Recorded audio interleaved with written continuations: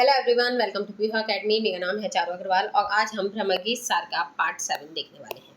तो चलिए वीडियो को स्टार्ट करते हैं। उससे पहले अगर आप चैनल पर नए हैं तो चैनल को सब्सक्राइब कर लीजिएगा और नोटिफिकेशन बेल को प्रेस कर दीजिएगा, जिससे आने वाली वीडियोज़ की नोटिफिकेशन आपको मिलती रहे।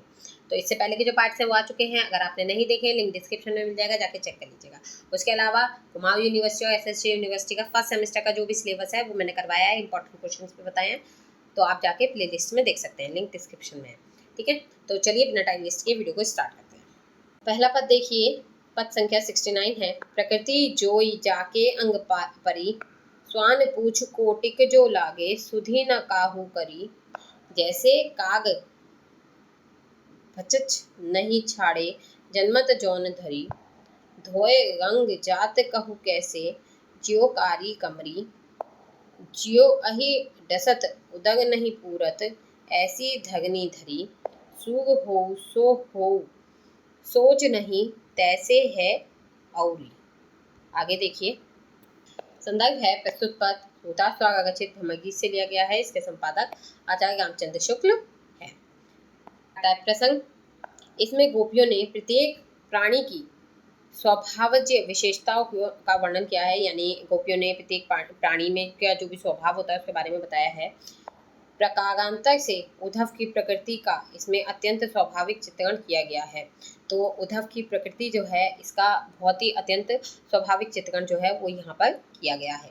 व्याख्या देखिए, व्याख्या में देखिए, गोपियाँ परस्पर कह रही हैं, हे सखी, यह तो स्वभाव की बात है जो जिसके हिस्से में पड़ ना जाए, अर्थात जिसका जैसा स्वभाव बन जाता है वह छूटता नहीं है।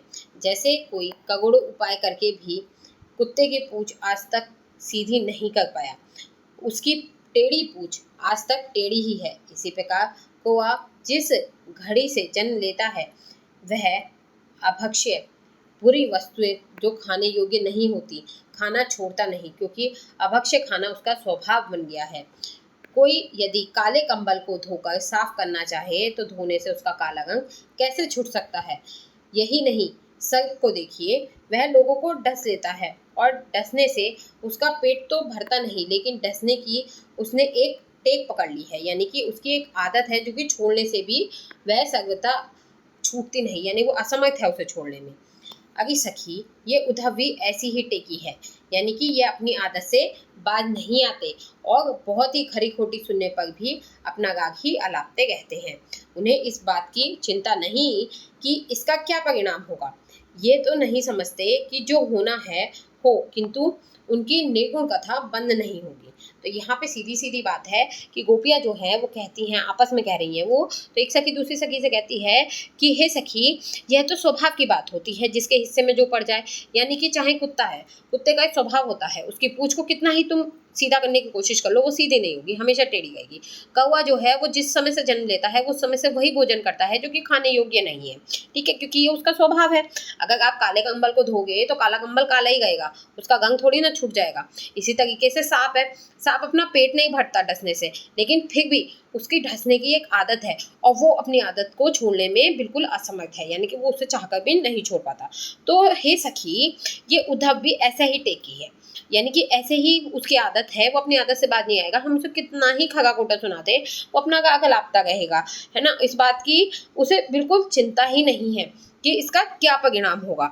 वो तो ये समझता ही नहीं है, उसके हिसाब से तो जो होना है वो हो, लेकिन मैं अपने निर्गुण की कथा बंद नहीं करूँगा।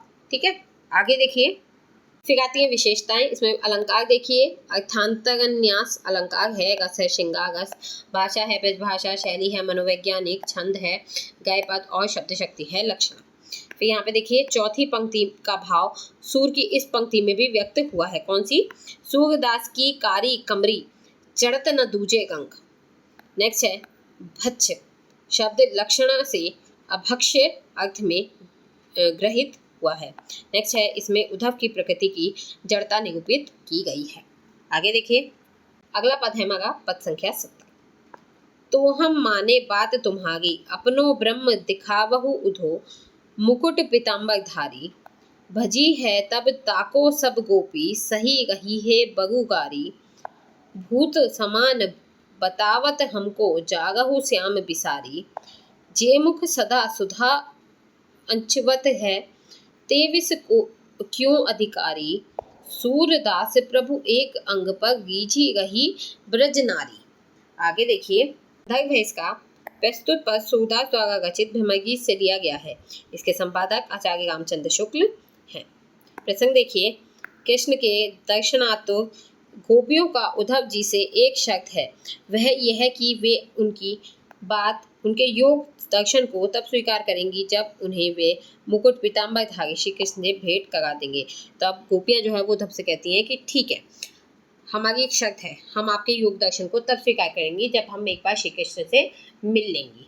ठीक है, तो उसके बाद व्याख्या देखिए। व्याख्या है, उद्धव के प्रति गोपियों का कथन है, हे उद्धव, हम तुम्हारे योग दर्शन की बातें तब स्वीकार करेंगी जब पहले आप अपने ब्रह्म को हमें मयूर पंख का मुकुट और पीताम्बर पहनने वाले श्री कृष्ण से भेंट करा दे। गोपियाँ इसी मुद्रा में श्री कृष्ण को देखना चाहती हैं, क्योंकि ब्रजवासी श्री कृष्ण के इसी रूप में वे सब तन्मय हैं और उनके मथुरा के राजेश्वर को वे नहीं देखना चाहती। अब गोपियाँ जो है वो उद्धव से कहती हैं कि हम तुम्हारे योग दर्शन को स्वीकार कर लेंगे, हम तुम्हारे निकुट ब्रह्म को मान लेंगे, लेकिन तुम्हें पहले हमें श्री कृष्ण से मिलवाना होगा। किस रूप में? जिसने मोर पंख धारण किया हो और पीताम्बर पहना हो। हमें श्री कृष्ण का वही रूप देखना है जो हम देखती थी गोकुल में। ठीक है, हमें श्री कृष्ण का वो राजसी रूप नहीं देखना, मतलब उन्हें राजा के रूप में नहीं देखना, उन्हें उसी बालक के रूप में देखना है जो हमने यहाँ पे ब्रज में देखा था। ठीक है, और यदि इस रूप को वे दिखा देते हैं तो सभी गोपियाँ लोगों की गाली और अपमान बर्दाश्त करके भी निर्गुण ब्रह्म की उपासना करने लगेंगी। हे उद्धव, हम तो तुम्हारे ब्रह्म को इसी रूप में देखना चाहती हैं, लेकिन तुम तो हमें जिस ब्रह्म को बताते हो वह तो छाया मात्र अर्थात आकारहीन है, और आप श्री कृष्ण को भुलाकर हमें इसी की ओर प्रवृत्त करना चाहते हो। अब वो कहती हैं कि अगर हम आपके ब्रह्म को अपनाते भी हैं तो हम उन्हें भी इसी रूप में देखना चाहते हैं जिस रूप में हम श्री कृष्ण को देखना चाहते हैं, लेकिन आपके ब्रह्म तो छाया मात्र है, यानी कि उनका तो कोई आकार ही नहीं है, और फिर भी आप कहते हैं कि हम श्री कृष्ण को भुलाकर और उस निरंकार ब्रह्म की ओर प्रवृत्त हो जाएं। तुम इस प्रकार हमें जला रहे हो। हम श्री कृष्ण को भुलाकर तुम्हारे ऐसे ब्रह्म की उपासना में कैसे तत्पर हो सकते हैं? क्योंकि श्री कृष्ण के जिस चंद्रमुख यानी चांद के समान चेहरे के सौंदर्य सुधा रस का हम सब पान करती हैं, उसे छोड़कर विष तुल्य तुम्हारे निगुण ब्रह्म को हम कैसे ग्रहण कर सकती हैं? तात्पर्य यह है कि भगवान श्री कृष्ण के सगुण उपासक का आनंद अमृत के समान है और तुम्हारे निर्गुण की उपासना हमारे लिए विष के समान है। सूरदास के शब्दों में गोपियां उद्धव से कह रही हैं कि वे तो एकमात्र श्री कृष्ण के मधुर अंग पर रीझी हुई हैं, वहां से हटकर अन्यत्र वे नहीं जा सकती, यानी कि वे तो श्री कृष्ण के रूप रंग पर बिल्कुल गिजी हुई हैं, बिल्कुल पागल है उनके लिए, तो वो उन्हें छोड़कर नहीं जा सकती हैं। श्री कृष्ण के लोकोत्तर सौंदर्य के आकर्षण का यह प्रभाव है कि गोपियां श्री कृष्ण के अंग पर सच्चे मन से मुग्ध हैं। तो अब यहाँ पे वो कहते हैं कि श्री कृष्ण का जो लोकोत्तर सौंदर्य है, यानी चारों ओर फैला हुआ जो सौंदर्य है, आकर्षण है, उसका प्रभाव यह है कि गोपियां श्री कृष्ण के अंग पर सच्चे मन से मुग्ध हैं। ठीक है, अब इसकी विशेषताएं देखिए। विशेषताएं हैं, अलंकार है यहाँ पे उपमा उपपत्ति शोक्ति, रस है श्रृंगार, छंद है गैपद और शब्द शक्ति लक्षणा शैली व्यंग गर्भित, भाषा है ब्रज भाषा। फिर भाव पक्ष देखिए, सूर की वचन विविधता का यह एक उत्कृष्ट नमूना है। फिर नेक्स्ट है अंतिम पंक्ति में हर्ष संचारी भाव का संकेत है, और लास्ट है आपका द्वितीय पंक्ति में उस प्रेम लक्षणा भक्ति का संकेत है जिसमें गोपियां श्री कृष्ण के प्रेम के समक्ष लोक मर्यादा की भी परवाह नहीं करती हैं। पद संख्या 71 देखिए, यह सुनत ही नयन पगाने, जब ही सुनत बात तुब मुख की, रोवत गमत ढगाने, बारंबार श्याम घन घनते, भाजत फिरत लुकाने, हमको नहीं पतियात तबहिते, जब ब्रज आपू समाने, नातबु यहो काछ हम काछती, वे यह जानी छपाने, सूर दोष हमरे से धरी हो, तुम हो बड़े सयाने। आगे देखिए, अंदर देखिए, प्रस्तुत पर सूरदास द्वारा रचित भ्रमरगीत से लिया गया है। इसके संपादक आचार्य रामचंद्र शुक्ल हैं। प्रसंग देखिए, गोपियां उद्धव के योग मार्ग का खंडन और अपने नेत्रों की व्यवस्था का उल्लेख प्रस्तुत पद में कर रही हैं। यानी कि यहाँ पे जो गोपियाँ हैं वो उद्धव के योग मार्ग जो है यानी कि योग साधना जो है उसका खंडन कर गई हैं, उसे तोड़ रही हैं, उसे गलत बता गई हैं और अपने नेत्रों की व्यवस्था के बारे में भी यहाँ पे इस पद में बता रही हैं। आगे देखिए, व्याख्या है, उद्धव के प्रति गोपियों का कथन है, हे उद्धव, तुम्हारे योग मार्ग की बातों को सुनकर हमारे नेत्र भाग खड़े हुए। तात्पर्य यह है कि जब तुम योग की चर्चा करते हो तो हमारे नेत्र तुम्हारे सामने बंद हो जाते हैं, वे तुम्हें देखना नहीं चाहते, तुमसे भागते रहते हैं। जब ये तुम्हारे मुख से निर्गुण की गाथा सुनते हैं तो ये रोने लगते हैं, श्री कृष्ण की स्मृति में मग्न हो जाते हैं और कभी कभी उनका स्मरण करके अश्रुपात भी करने लगते हैं। वे श्यामवर्ण वालों को देखना नहीं चाहते और यदि इनके सामने श्यामवर्ण वाले दिखाई पड़ जाएं तो ये छिप जाते हैं और उनसे भागते रहते हैं। इन श्यामवर्ण वालों से ये क्यों भागते और छिपते हैं, इसका कारण है कि एक बार श्यामवर्ण वाले अक्रूर जी ब्रज में आकर बलराम और श्री कृष्ण को फुसलाकर ले गए थे।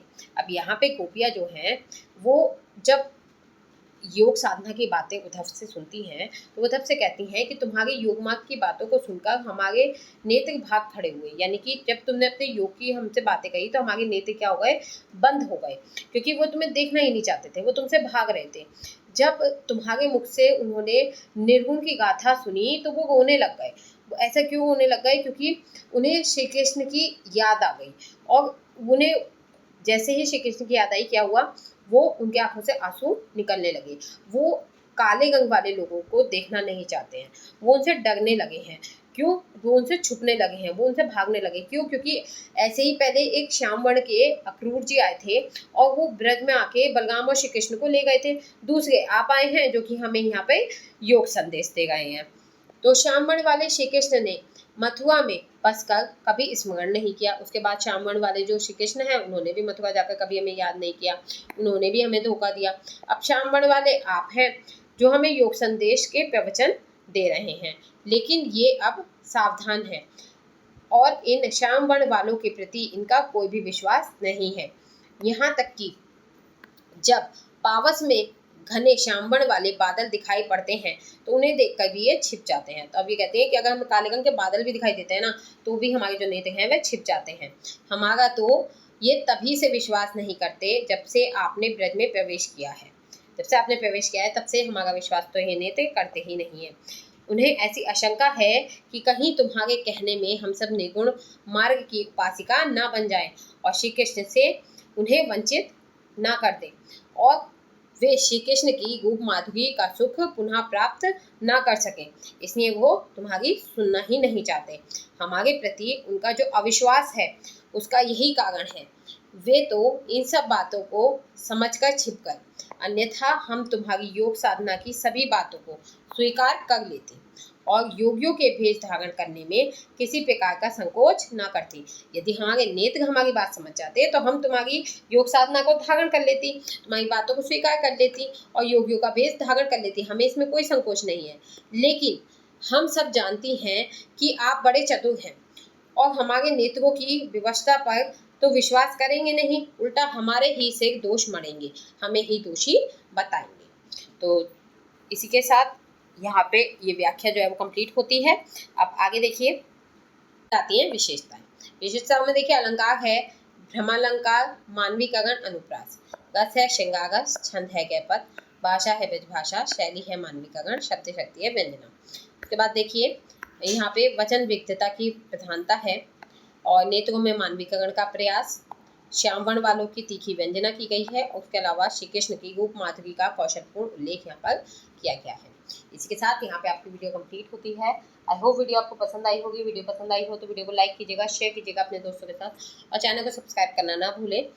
और अगर वीडियो हेल्पफुल लगी हो तो कमेंट करके ज़रूर बताएं कि वीडियो आपको कैसी लगी। तो मिलते हैं नेक्स्ट वीडियो में नेक्स्ट टॉपिक के संग। तब तक के लिए बाय, थैंक्स फॉर वॉचिंग।